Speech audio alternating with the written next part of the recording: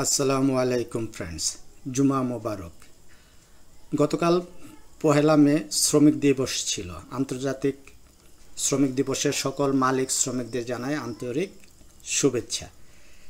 এই দিনটি শ্রমিকদের অধিকার, ত্যাগ ও সংগ্রামের প্রতীক। আজ পুঁজিবাজারে বিনিয়োগকারীদেরও সময় এসেছে ন্যায্য অধিকার আদায় করে নেওয়ার। কথা বলতে শুরু করেছেন ব্যারিস্টার ফুয়াদ, পিনাকি ভট্টাচার্য, বৈষম্যবিরোধী ছাত্ররা।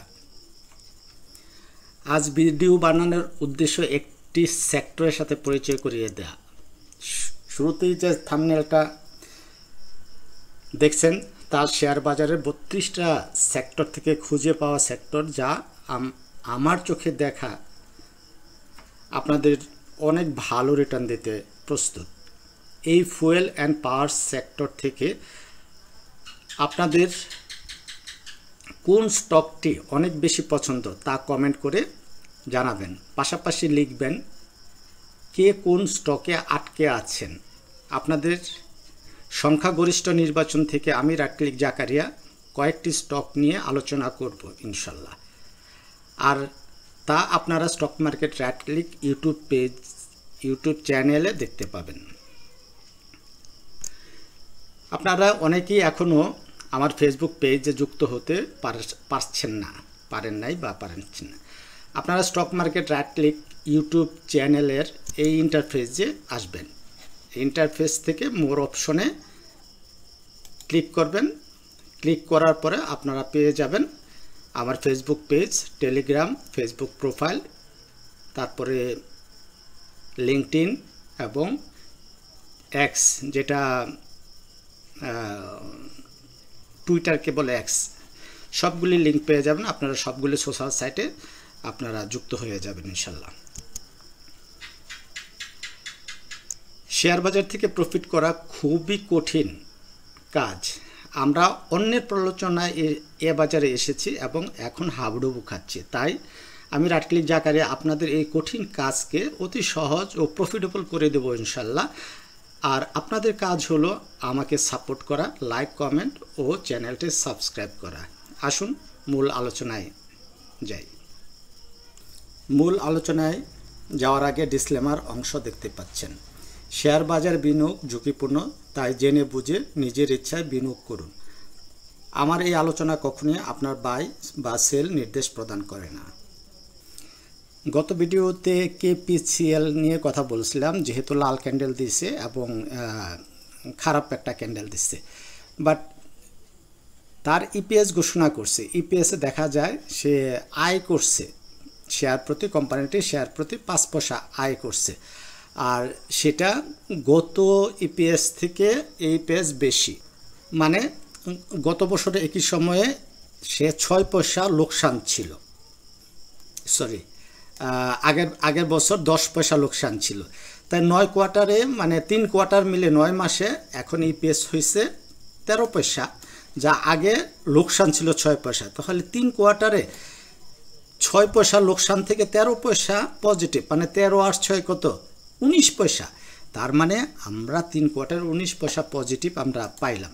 তার মানে শেয়ারটা রবিবার অনেক ভালো করার সম্ভাবনা তৈরি করে। তারপরেও কথা হলো যে ভালো করবে কিভাবে? কোনো দিক থেকে আমাদের ভালো কিছু আসতেছে না, যেটা হলো যে খারাপ নিউজ চলতেই আছে। তারপরেও আমরা খারাপের মাঝখানে ভালো ব্যাপারটা খুঁজে নিব। তো আসেন আমরা ফুয়েল অ্যান্ড পাওয়ার সেক্টরটা একটু দেখে আসি। যেহেতু আমি ফুয়েল অ্যান্ড পাওয়ার সেক্টরটাই আপনাদের জন্য সিলেকশন করছি, যে এই সেক্টর থেকে আপনাদের ভালো রিটার্ন কিভাবে আসে সেই নিয়ে কথা বলবো। তাহলে ফুয়েল অ্যান্ড পাওয়ার সেক্টরে চলে যাই। ফুয়েল অ্যান্ড পাওয়ার সেক্টরে আমার মতে অনেকগুলি স্টক আছে যেগুলি সামনে অনেক ভালো রিটার্ন দিতে পারে। তার মধ্যে যদি আমি বলি, ডোরিন পাওয়ার আছে, এসপিসিএল আছে, সিবিও পোর্টাল আছে, এলআরবিডিএল, কেপিসিএল, ইন্ট্রাকো, এওএল, ডেসকো, এই শেয়ারগুলি ভালো পারফর্ম করার যথেষ্ট সুযোগ আছে। টেকনিক্যাল চার্ট বা ফাইন্যান্সিয়াল ডাটা সব কিছুই পজিটিভ আমি মনে করি। তারপরেও আপনারা আপনাদের যে শেয়ারগুলিতে আটকা পড়ে আছেন ওগুলি বলবেন, আমি ওগুলির টেকনিক্যাল অ্যানালাইসিস চেক আউট করে দিব। ঠিক আছে, আসেন সেক্টর চার্ট কি বলে আমরা একটু দেখি। সেক্টর চার্ট দেখেন, এই যে এখানে ব্রেকআউট করে শেয়ারটা অনেক একটা হাই পারফরমেন্স দেখাইছে। কি কারণে দেখাইছে আমরা জানি, ইস্টার্ন লুব্রিকেন্ট দিয়ে। ঠিক আছে, তো পারফরমেন্স করার পরে এখন সে সেক্টরটা কি আছে, একটু কারেকশন মোডে আছে। কারেকশনটা MA20কে ক্রস করে নিচে চলে আসছে। এখন আমাদের হলো MA50 হলো আমাদের সাপোর্ট, তার মানে 172। তার মানে এরপরে আমাদের যে জিনিসটা আছে, ফিবোনাচি গোল্ডেন জোনে আমাদের এই কারেকশনটা আসতে পারে। কেননা আমাদের ফিবোনাচি গোল্ডেন জোনে কি আমরা দেখতে পাই, দেখেন এখানে একটা সাপোর্ট মানে একটা হাই আছে। এইখান থেকে যদি আমাদের 50%-এ এসে এই যে 172 পয়েন্ট দিকে যদি না ঘুরে, তাহলে আমরা ধরতে পারি এই এরিয়া থেকে ইন্ডেক্সটা মানে ফুয়েল অ্যান্ড পাওয়ার সেক্টরের ইন্ডেক্স ঘুরবে। তবে আমরা কোন কোন স্টকগুলিতে এন্ট্রি নেব, যেগুলি বেড়ে গেছে, যেমন ইস্টার্ন লুপ, ওটাতে নেব না। এসপিসিএলেও আমরা আপাতত নেব না। এসপিসিএল নিয়ে বলছিলাম, একটা কারেকশনের কথা বলছিলাম, কত পর্যন্ত 35 টাকা মনে হয় আসলে তারপরে আমরা খুঁজবো যে নেওয়া যায় কিনা।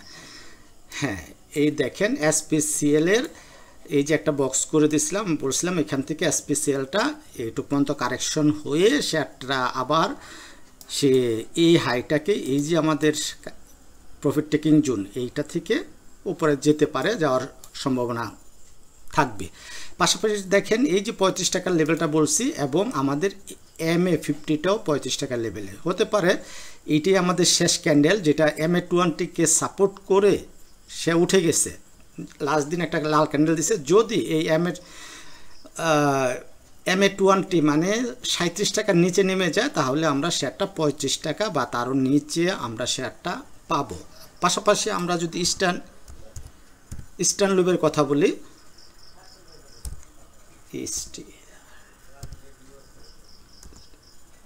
ইস্টার্ন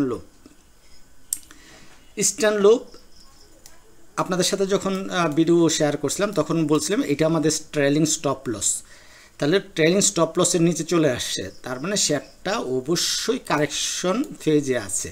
সেই কারেকশনটা কতটুকু দীর্ঘায়িত হতে পারে, যদি আমরা একটা ফিবোনাচি মানে গোল্ডেন রেশিওর কথা চিন্তা করি, তাহলে আমাদের গোল্ডেন রেশিওর জোনটা কোনটা, আমাদের এই জোনটা। তার মানে এই শেয়ারটা আমাদের এই যে 1600 টাকা, 1650 টাকা বা 1680 টাকা, এই লেভেলে আমরা পেতে পারি। এসএমসি কনসেপ্ট অনুযায়ী যদি আমরা শেয়ারটাকে কল্পনা করি, তাহলে শেয়ারটা এইটা হলো আমাদের অর্ডার ব্লক। এগুলো আমি মুছে দিই।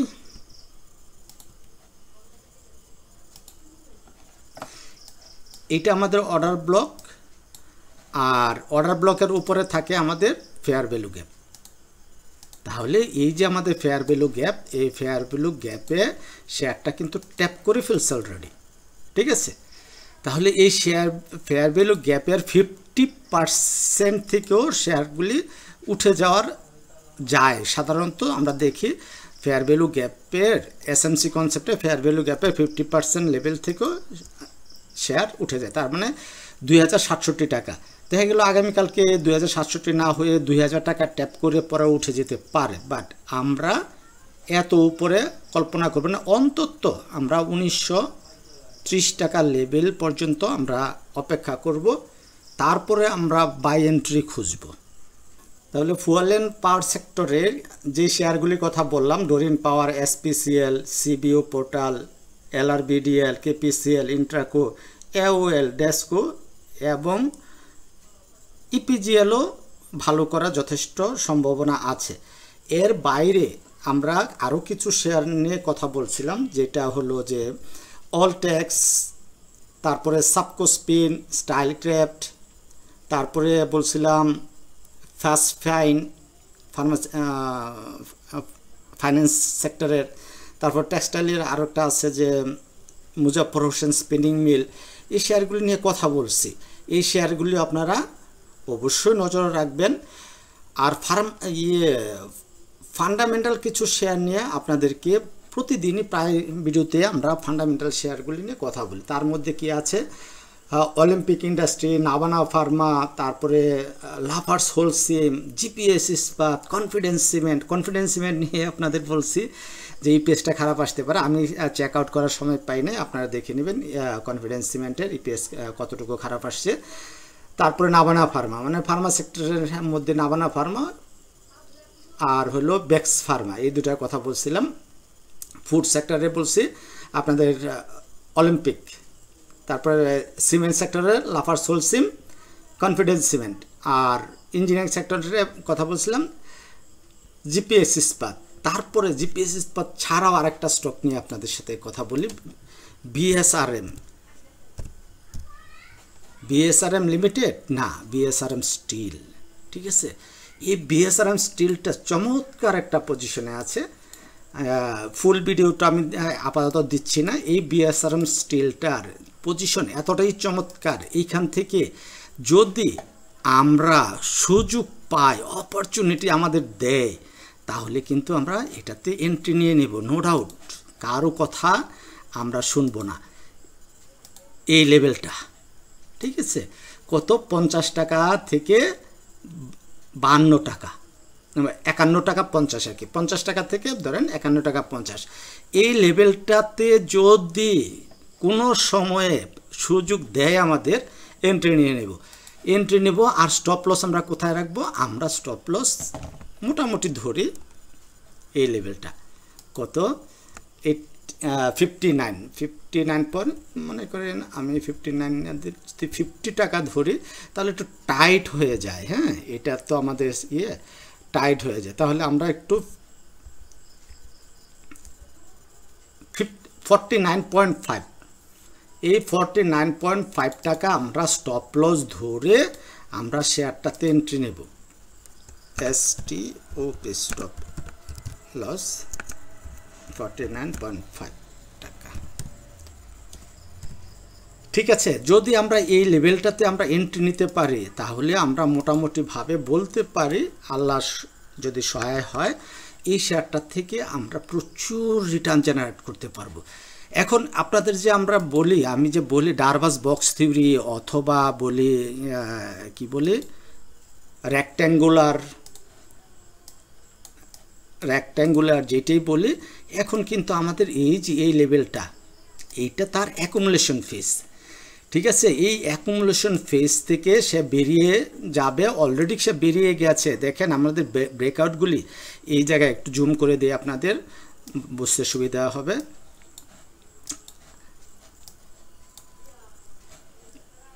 এই যে এইখানে MA ক্রস হয়েছে, ঠিক আছে, হয়ে সে আবার ফেল করছে, আবার নিচে আসছে, নিচে আসে আবার প্রাইস উপরে উঠছে, আবার সে নিচে আসছে। এখন কি করতে চাচ্ছে, এইখানে আবার MA ক্রসের জন্য সে রেডি আছে। ঠিক আছে না, তাহলে এইখানে যদি MA ক্রসটা হয়ে যায়, তাহলে কিন্তু এই শেয়ার আর নিচে আসার সম্ভাবনা একবারে কমে যাবে। ঠিক আছে, তো আমরা কি করতে পারি, এই জায়গায় যদি আমরা এটা তার ব্রেকআউট জোন, এইখান থেকে চলে গেলে শেয়ারটা আর নিচে আসবে বলে খুব একটা মনে হয় না। তাই যদি আমাদের চান্স দেয়, সুযোগ দেয়, এই বক্সটাতে আসে, তাহলে অবশ্যই আমরা মিস করব না।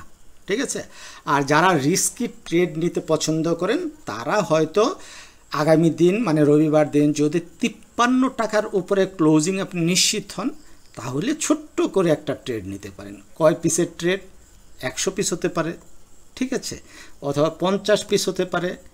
যে ট্রেন্ডের সাথে থাকা, এই যে রাইট ক্লিক জাকারির সাথে থাকা, সেই জন্য নিতে পারেন, নিয়ে দেখতে পারেন যে আসলে আমি যা বলতেছি সেটা কতটা ভ্যালিড, 100%, 80%, 60, 40, 20%। ঠিক আছে, এই ছিল আমার আজকের আলোচনা। তাহলে আপনারা এই ফুয়েল অ্যান্ড পাওয়ার সেক্টর থেকে আপনারা স্টক নির্বাচন করুন, আমাকে কমেন্ট করে জানান।